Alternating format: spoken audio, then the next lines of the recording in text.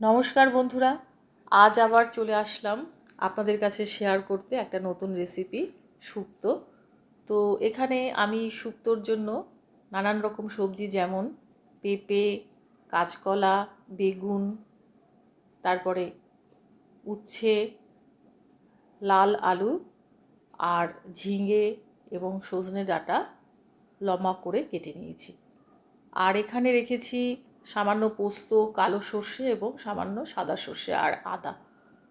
আর এদিকে রেখেছি ফোড়নের জন্য 5 ফোড়ন, আর রেখেছি কিছুটা ডালের বড়ি, আর এদিকে রেখেছি রাঁধুনি আর মৌরি। এটা আমি একটা কড়াইতে দিয়ে শুকনো খোলায় ভেজে নিলাম। ভেজে তুলে রেখে তারপর গ্যাসে একটা কড়াই বসিয়ে তাতে কিছুটা তেল দিয়ে বড়িগুলো ঢেলে দিলাম এবং ঢেলে দিয়ে বড়িগুলো খুব ভালো করে লাল লাল করে ভেজে নিলাম। ভেজে তুলে নিয়ে এক এক করে সমস্ত সবজি আমি ওই তেলেই ভেজে তুলে নিলাম। এরপর কড়াইতে যতটুকু তেল ছিল তাতে আমি 5 ফোড়নটা দিয়ে দিলাম। দিয়ে ওই যে বাটনাটা ছিল, বেটেছিলাম, গ্রাইন্ড করেছিলাম, সেটা আমি ঢেলে দিলাম এবং ঢেলে দেওয়ার পর আমি সমস্ত সবজিগুলো এক এক করে কড়াইতে দিয়ে দিলাম। দিয়ে নেড়ে চেড়ে সামান্য লবণ দিয়ে দিলাম তাতে। এইভাবে ক্রমশ নাড়াচাড়ার পর আমি একটা ঢাকনা দিয়ে কড়াইটা ঢেকে দিলাম। কিছুক্ষণ পর যখন ঢাকনা তুললাম তখন দেখলাম যে মোটামুটি জলটা অনেকটাই টেনে এসেছে। এরপর আমি একটু দুধ শুক্তোতে ঢেলে দিলাম।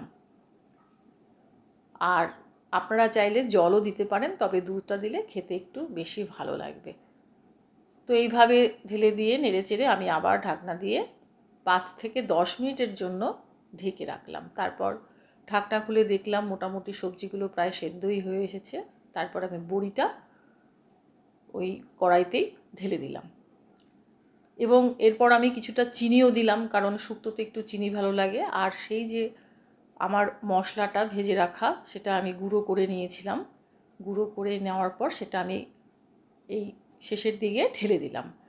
আর দিলাম কিছুটা ঘি। এইভাবে আমি পুরোটাই নেড়ে চেড়ে আবার ঢাকনা দিয়ে কিছুক্ষণের জন্য গ্যাসটা অফ করে গ্যাসেই আমি রেখে দিলাম। তো আমার শুক্তো রেডি হয়ে গেছে। এইভাবে গন্ধরাজ লেবুর সাথে আমি শুক্তো পরিবেশন করলাম সবাইকে।